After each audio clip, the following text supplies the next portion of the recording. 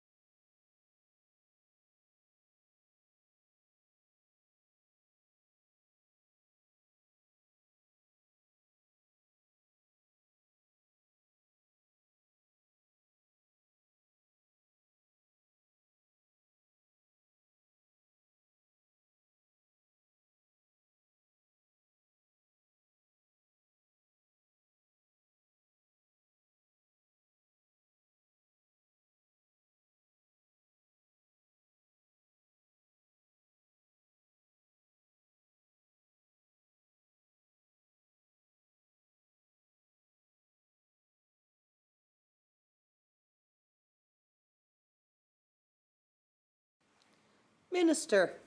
Thank you very much. And thank you so much for your question and welcome to the small room. It's nicer, I agree. The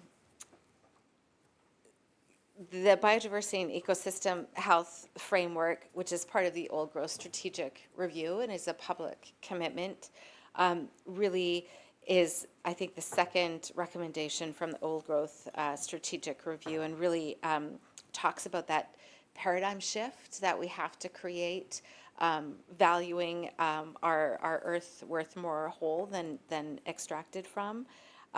When we started working on the biodiversity and ecosystem health framework, we received over 7,000 responses. People are deeply engaged in this and have deep feelings about this as well.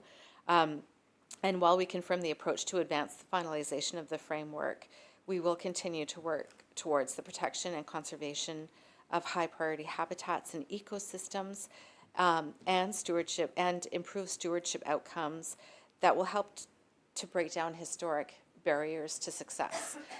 There's still some folks who maybe don't see themselves. Okay.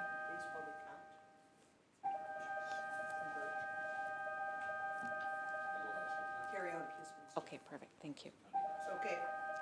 Time Birch. is. It's all good.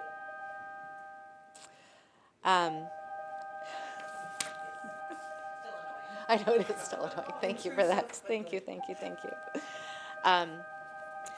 So we're absolutely still committed to it. We are still working on it. Well, we're still talking to different sectors and groups. I think what we have learned truly is that for a strategy and a framework to be successful, people have to feel felt and heard and feel like they have a voice at the table. And that is what we are still working on and working towards. Member. Thank you, Chair. Thank you, Minister. I've This might be a similar answer, but I'm specifically on forest landscape plans, especially since you mentioned the old growth strategic review. It seems that the new forest landscape plans so far are not bound by that biodiversity and ecosystem health priority. Among their listed objectives, the first is to, quote, support the production and supply of timber. How does the ministry reconcile this gap and ensure that ecosystem health remains, or it becomes a priority?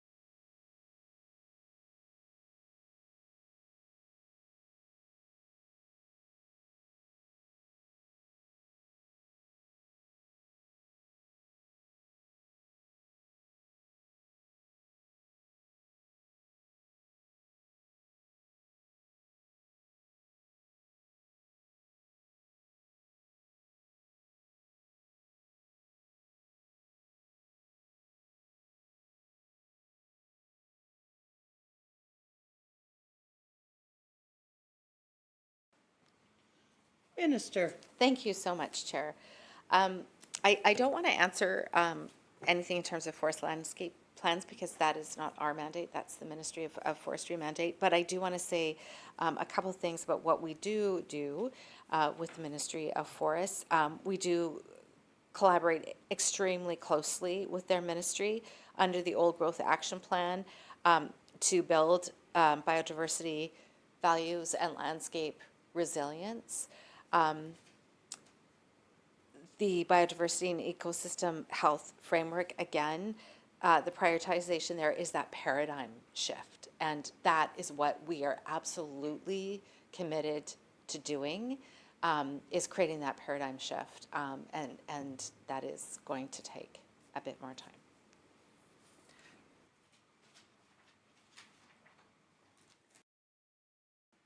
Member. Thank you. The BC government is responsible for special management of over 34 million hectares of habitat for at-risk species, yet not all of this area is considered critical habitat and some does not meet the requirements for legal federal protection. As a result, some of this specially managed habitat allows for commercial logging. Would the minister please explain the purpose of special management of habitat for at-risk species and why there is not a better system for ensuring at-risk species are not threatened by industrial activities like commercial logging?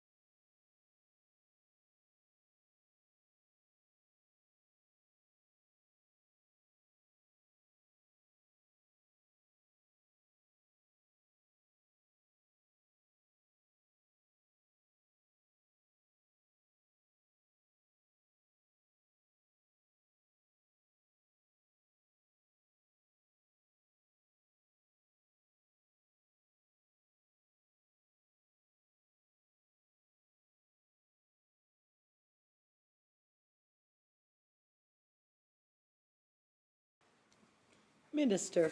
Thank you so much, Chair, and thank you for the question. Under the Biodiversity and Ecosystem Health Framework, we manage, we are going to move towards managing by ecosystems and not by species. So that is what we're moving to. And we also have a variety of tools to protect habitat. And one of those tools is special management areas. And those special management areas have a range of restraints on industrial activity, for example.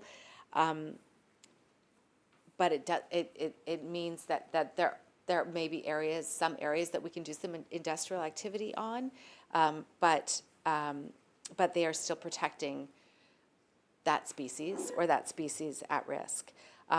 Those special management areas are different than how we designate, for example, parks and protected areas. But again, as we said under the Biodiversity and Ecosystem Health Framework, we are going to move to a place at a system where we start managing by ecosystems and not specific species by species.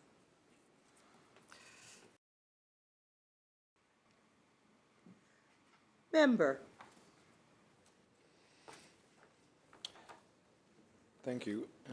We'll move on to 30 by 30. The tripartite framework agreement on nature conservation was signed in November of 2023. It came after years of negotiations between federal, provincial government, and First Nations leadership.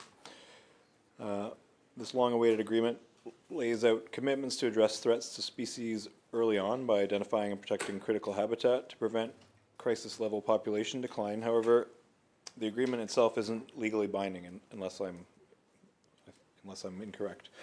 Laws and regulations that hold BC accountable for the commitments outlined in the agreement are essential to protect the health of our natural environment, yet the actual measures have yet to be implemented. Can the Minister provide an update on implementing tripartite framework agreement on nature conservation?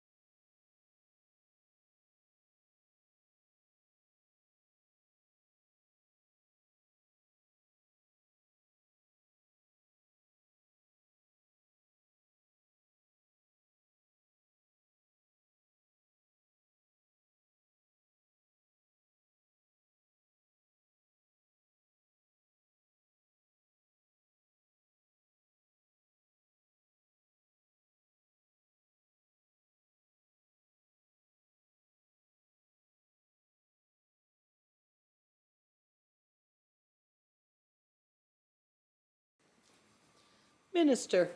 Thank you so much, Chair, and thank you for the question. I do want to acknowledge, first of all, that this tripartite agreement was absolutely historic when we did sign it in 2023. It's the first of its kind, and many other jurisdictions around the world are now starting to emulate what we've created with the G to G to G agreement. You are correct, it is not legally binding. At any time, any of the partners can pull out of it. But when the now Prime Minister was campaigning in Victoria less than a month ago, he remade his commitment to 30 by 30. So I think we feel quite confident that we will continue in this process. We are held to account every year. We publish an update. It's on our website this past March, and it outlines the work we've taken up so far. The first year we really did establish what the process would be with our partners, but we will continue to update our progress every March. Member. Thank you. On the 30 by 30 commitment, that this year's service plan, Ministry forecasts 20% of land protected this year. Subsequent year forecasts are to be determined. Can the Minister provide a status update on 30 by 30? Does the Minister foresee the province reaching this goal based on the current projections?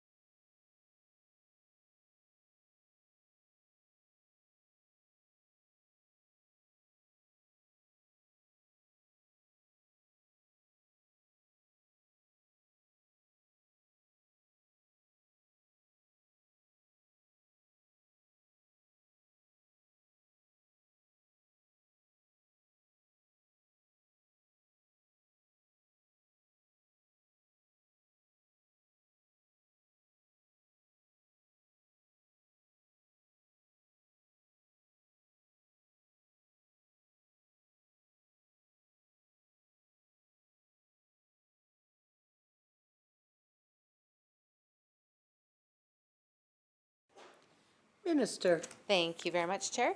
The short answer is yes, we are going to reach 30 by 2030. Currently, we have 19.9% of BC's lands and waters protected. That was an increase of 0.2% last year when we announced the protection of Clayoquot Sound and Clincesa. The numbers from previous years are TBD because through land use planning, we are creating areas that will be either conserved or protected or turned into a park. So those are areas that we have to work through with all of the stakeholders, including First Nations and farmers and industry and folks who live in the area and people who recreate in the backcountry. And it's through that process that we determine which areas that we're going to protect. So 19.9% protected. We have 10 million more hectares to protect that will bring us up to 30% by 2030. And my DM is not retiring until we get there, and she's definitely retiring soon. So we're going to get there. Member. Thank you. Just want to ask about OECMs in this calculation, other effective conservation measures. It's obviously important that protection efforts are expansive and also effective. OECMs are included in the, as far as I understand, are included in the calculations despite BC not meeting the international or Canadian standards for OECM accounting outlined in the Canadian Decision Support Tool. For 30 by 30, it's crucial that these protections are strong. Can the Minister explain how OECMs account towards 30 by 30 when, according to the federal government standards, they do not count?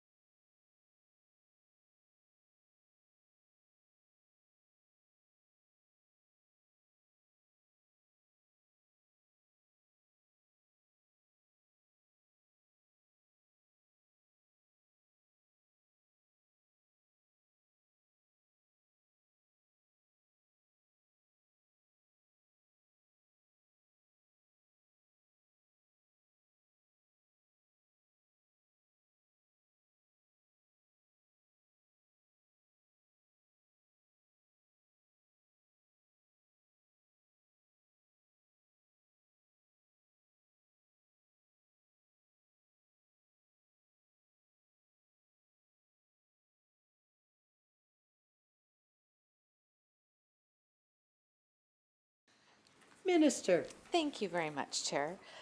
Um, So OECM's other effective conservation measures are one of two internationally recognized categories of land use that can count towards 30% conservation. The federal government certainly is counting it towards 30% conservation. They are protected areas that are geographically defined, that are specifically established to provide biodiversity conservation. They are geographically defined areas that are not specifically established to provide conservation, but are managed such that conservation is achieved. And they were first recognized by the Convention on Biological Diversity back in 2010. They were formally defined by the Conference of the Parties to the Convention on Biological Diversity in 2018 as well. So if we do want to break it down, BC right now has 15.6% as protected areas. That's park or conservancy or federal park. We have 4.1% of lands and waters as an OECM and other effective conservation measure.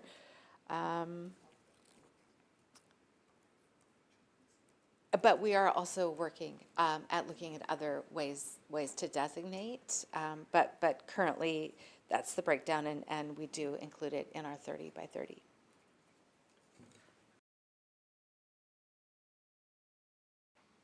Member. Thank you. In the current year service plan, the ministry outlines its focus on advancing and modernizing land use planning for sustainable natural resource development through partnership with First Nations and engagement with community, industry, and local governments. How does the ministry plan to prioritize and integrate climate change considerations into land use planning projects and ensure that, quote, positive economic benefits of conservation efforts, end quote, do not compromise effective climate policy?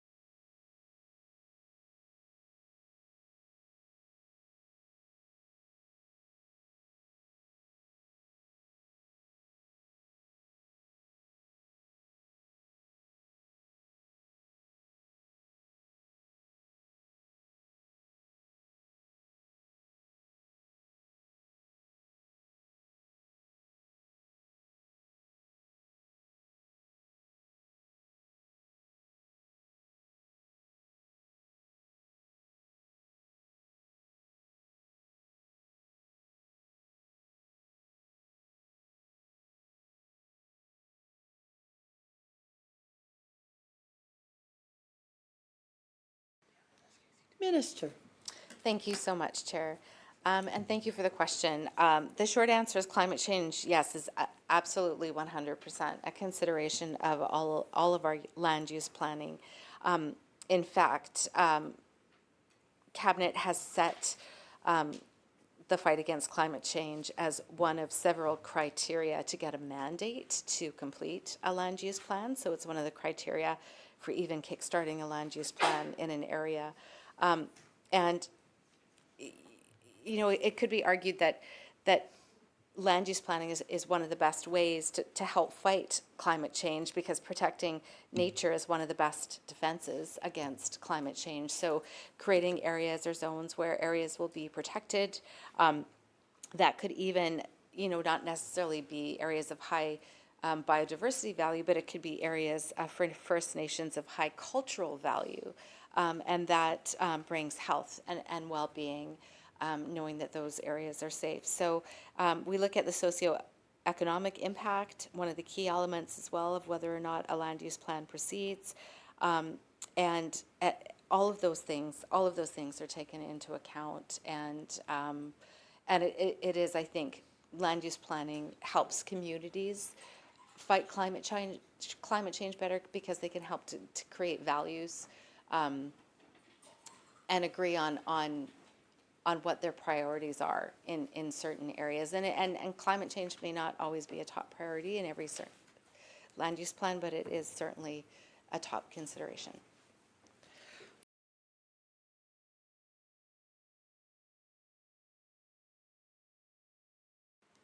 Member. Thank you. Through you, Madam Chair, thank you to the Minister for that. Similar line, but asking about long-term land use objectives and direction of stewardship that the ministry plans to advance. Specifically, what does the ministry foresee, quote, predictability for economic activities looking like in relation to overall land use planning?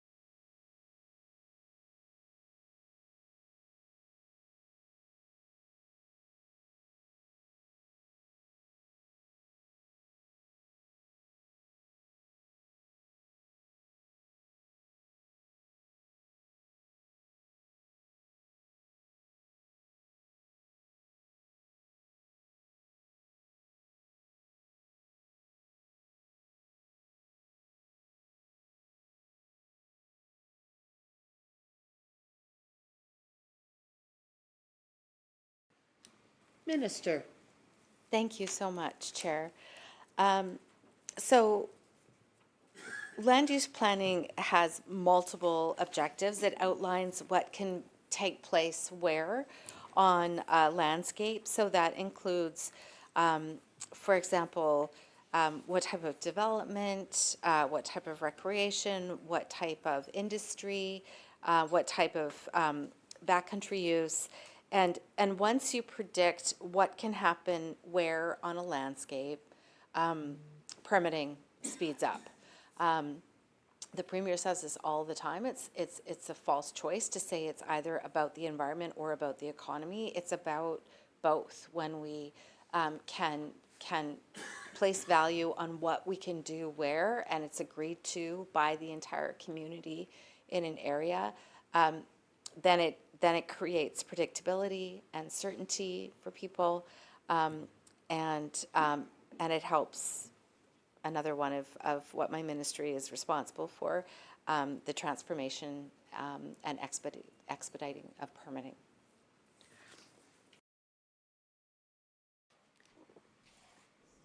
Recognizing the House Leader of the third party. Thank you, Madam Chair. I have three questions. The first question relates to docks in the Southern Gulf Islands. And I'll provide a bit of background, Madam Chair, and then I'll go to the question. On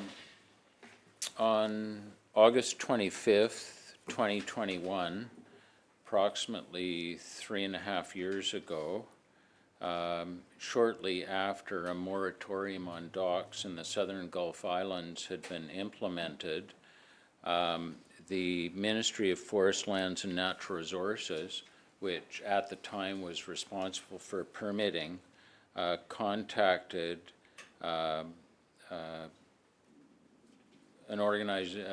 company that deals with docks in the Southern Gulf Islands, and for points of clarification, point out the prohibition does not affect any applications that have already been submitted, and we will continue to work on the 15 high priorities files as well as the remainder of the applications that you've submitted.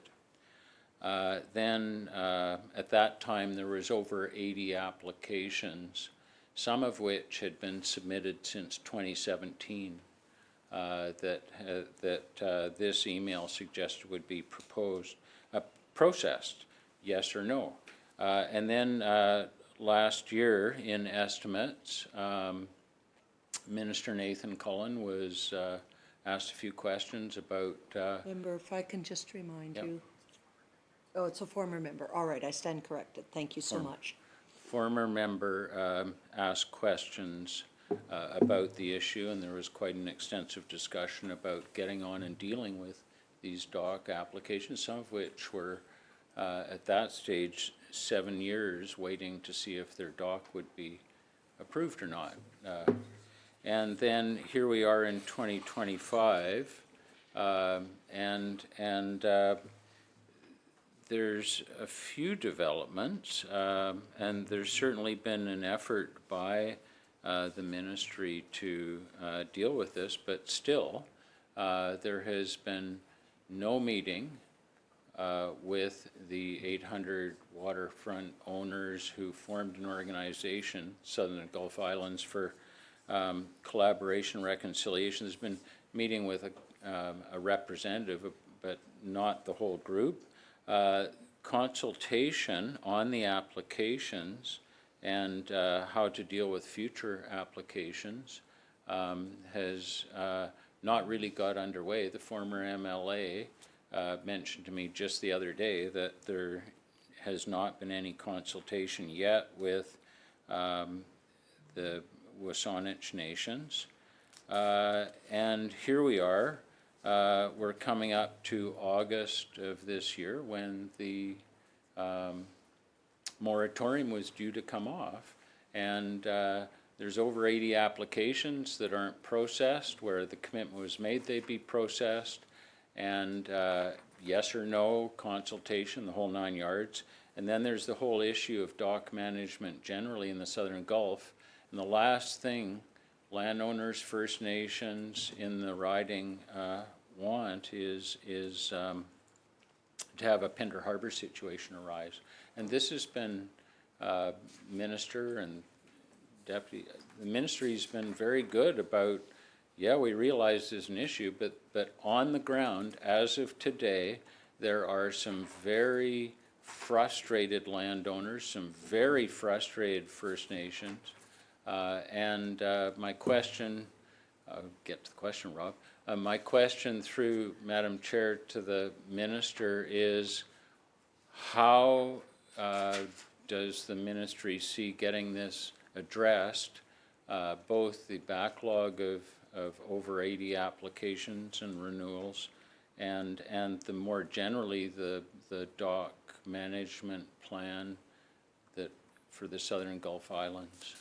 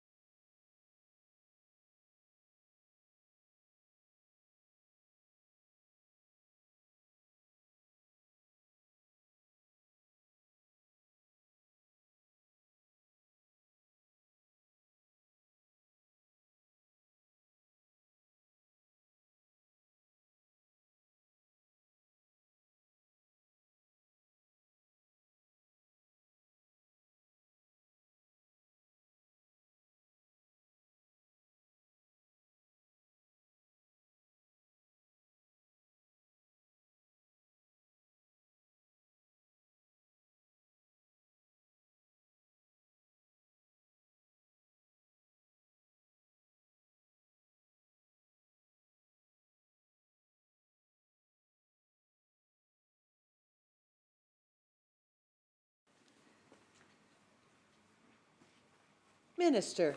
Thank you so much, Chair, and thank you, member, for your question. So we'll give you the latest numbers that we have. So 89 applications for renewals, 76 applications for new docks, 5 applications for boat access docks. So we've actioned all of these applications out for referral with the other agencies that we need to send them to, including Environment Canada, DFO, and one other, which I now just forget, Transport Canada, thank you. All but 25 of those applications have been responded to, but we are sending the ones that have been responded to the nations for consultation. So that's the latest update for you.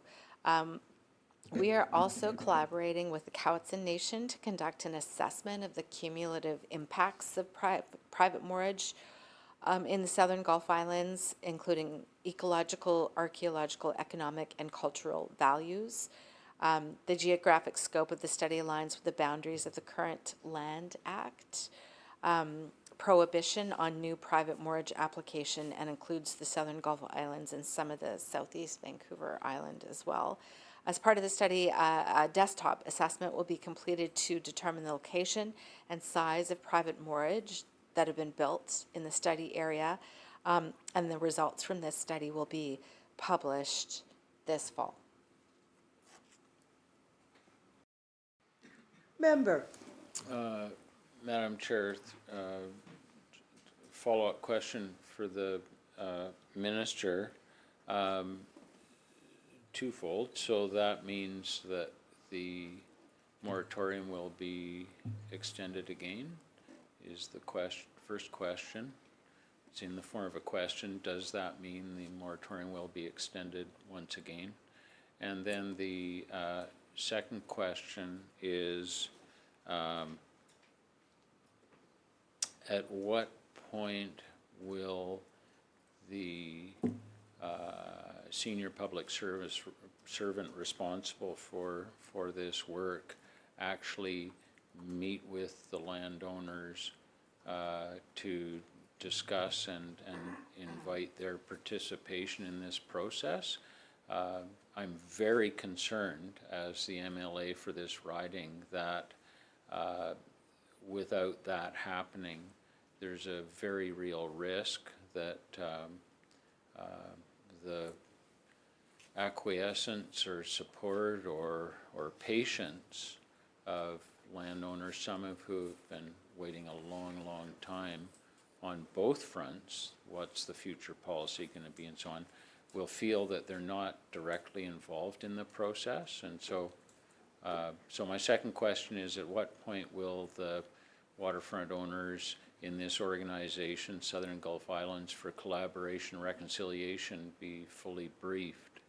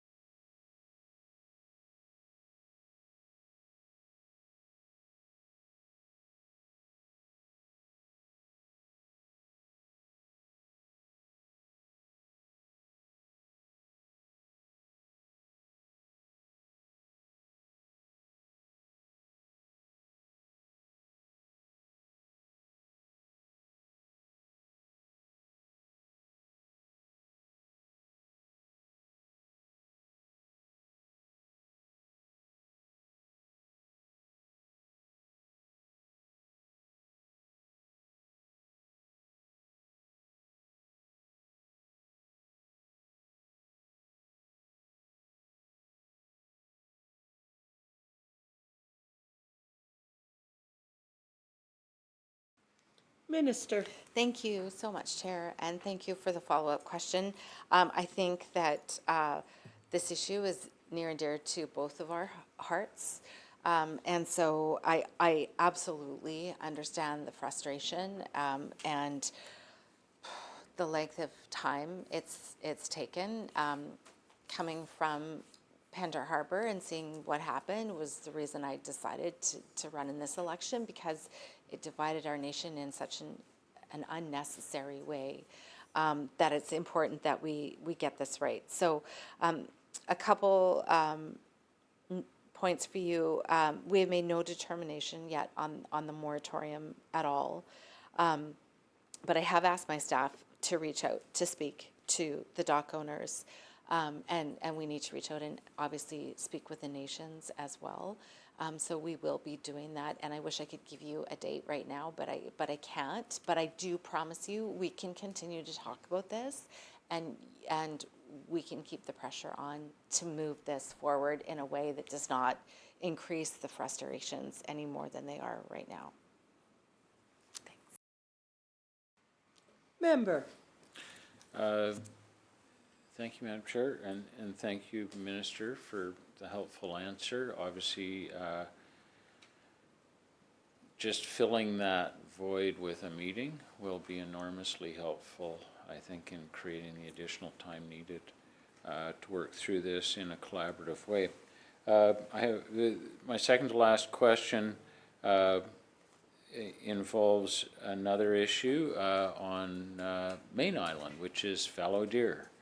And Main Island has been struggling with the fallow deer problem, as you know, probably better than most, since the 1990s, and it was ultimately a BC permit that resulted in the introduction of fallow deer, and somebody that we'll never know who opened up the fences, and now there's fallow deer all over the island. And I make light of it, but it's a huge problem in terms of the impact it's had on the ecosystems. And so I wondered if, through the chair, if the minister could provide us with an update on progress since last year and what steps are underway this year.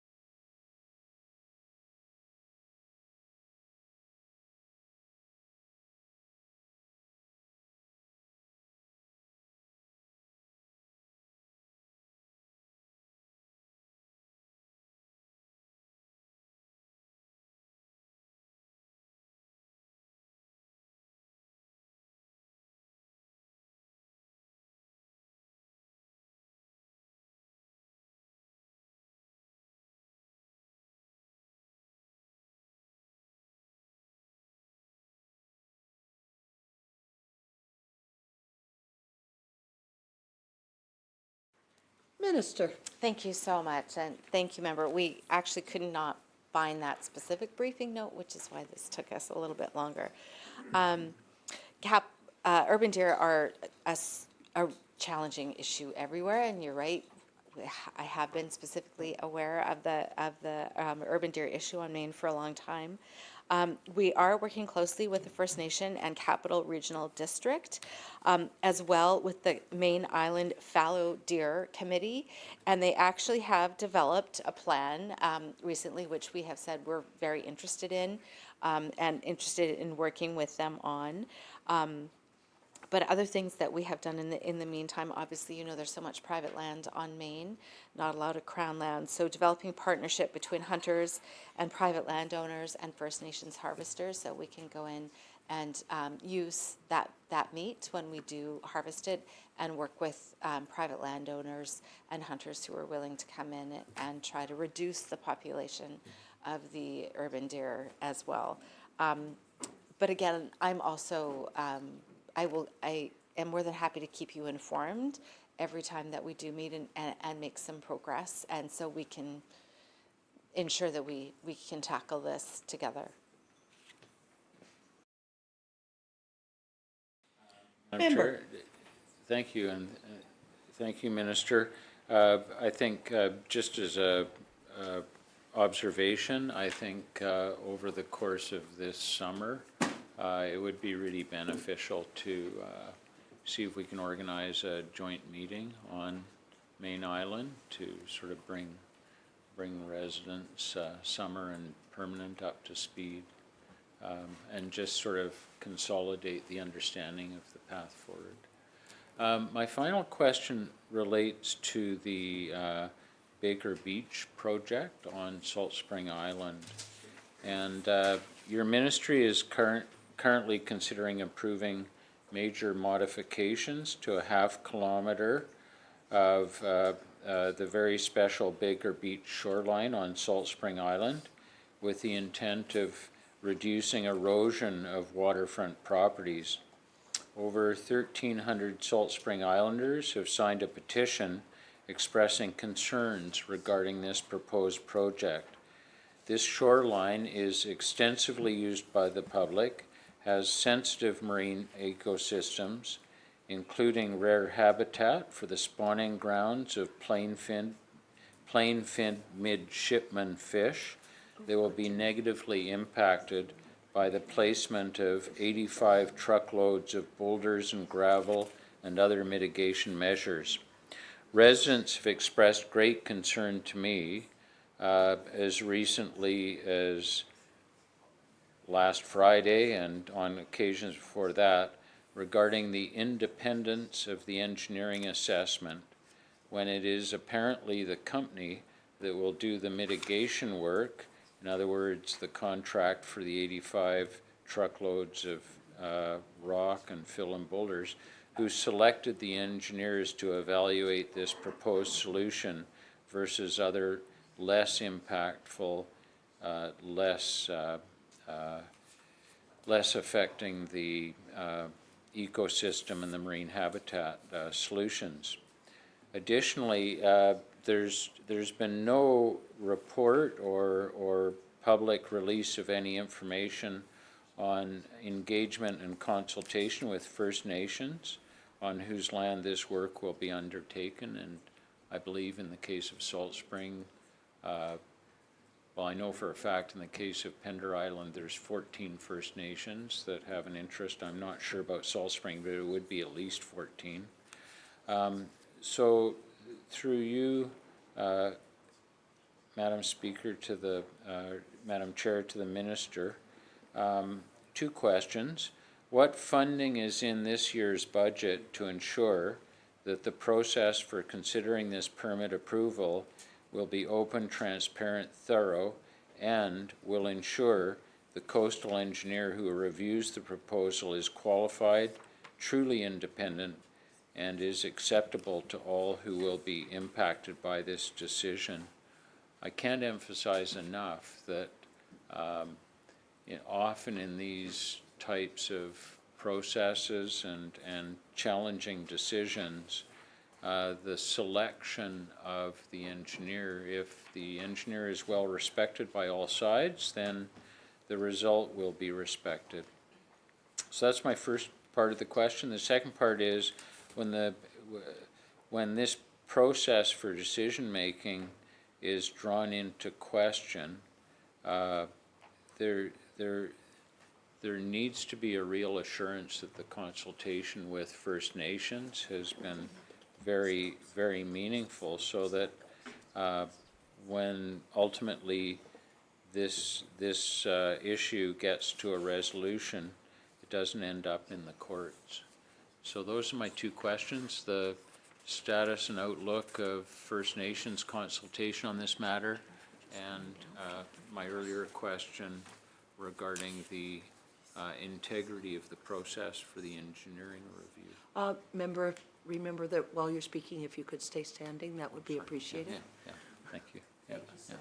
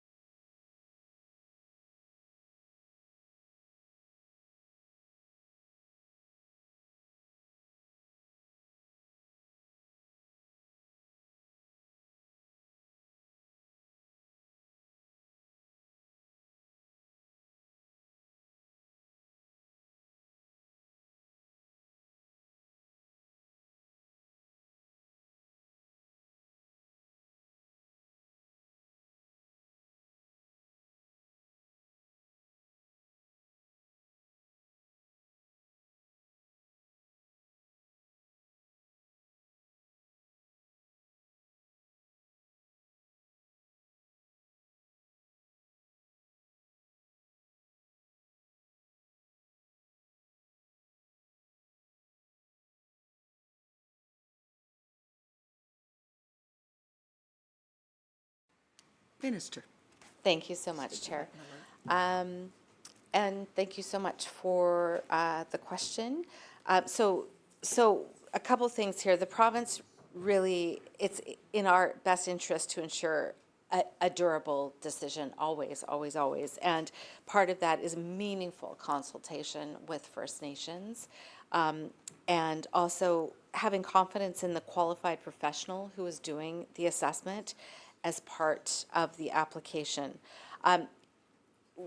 We are going to have to get back to you with the specifics because we're not aware of the Baker Beach erosion project on Salt Spring. But if we're talking about Crown land here, then there is a website called Application Comments and Reasons for Decision, where the public is invited to provide comments, and that goes towards informing the decision for permitting. But again, if we want more specific answers to this specific case, then we can definitely follow up. Member. Thank you, Madam Chair, and thank you for the answer. Perhaps then we could have a follow-up discussion. Okay. Thank you.